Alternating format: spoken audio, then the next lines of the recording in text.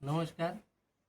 आज आपण मुंगशी तालुका मूर्तिजापूर जिल्हा अकोला येथे आलेलो आहोत आणि आपल्यासोबत दामोदर गवई हे येथील शेतकरी आहेत.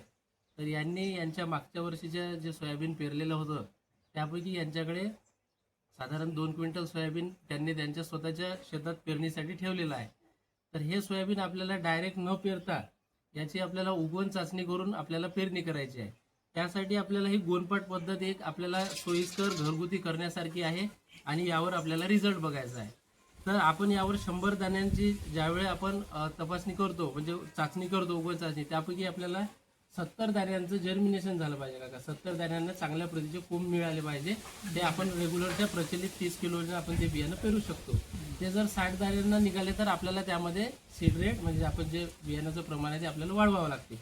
तर ही पद्धत आता आपण थोडक्यामध्ये बघूया. आपल्याला असं एक पोतं म्हणजे गोनपाट घ्यायचं आहे. ते आपल्याला पूर्णपणे ओलं करून घ्यायचं आहे. त्यामुळे आपल्याला एका बादलीमध्ये पाणी लागेल आणि ते आपल्याला पूर्णपणे ओला करायचं आहे.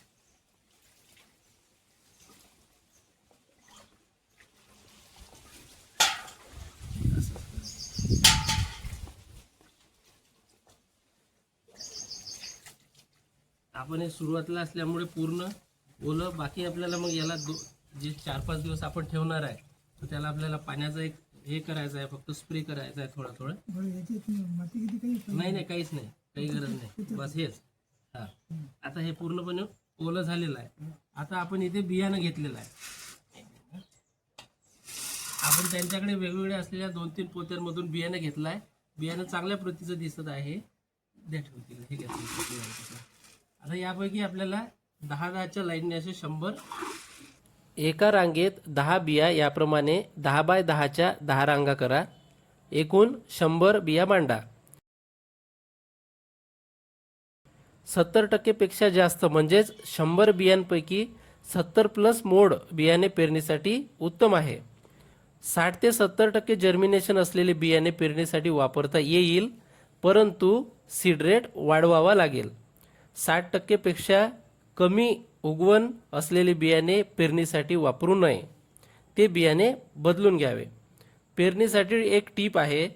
70% पेक्षा कमी उगवण क्षमता असल्यास प्रति 1% घटासाठी अर्धा किलो बियाणे जास्त वापरावे. अशा प्रकारे आपण या लाईनमध्ये 10 सोयाबीनचे दाणे आणि असे 10 पूर्ण 100 दाणे आपण घेतलेले आहे. ओके, आता आपल्याला याला राऊंड करायचं आहे.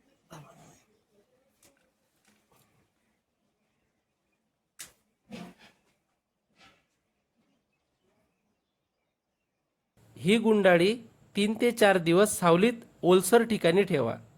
गोनपाट सुकू देऊ नका. दिवसातून 3 ते 4 वेळा हलके पाणी शिंपडा.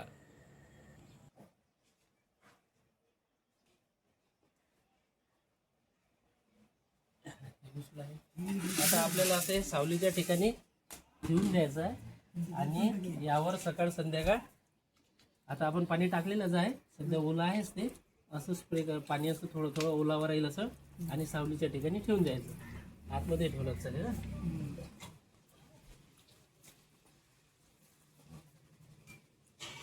आपण हे चाचणी केलेल्या बियाण्यामधील आपल्याला 70 दाणे हे उगवून एकदम व्यवस्थित आल्यानंतर आपण आपल्या रेग्युलरच्या प्रमाणानुसार सोयाबीनची पेरणी करू शकतो. धन्यवाद.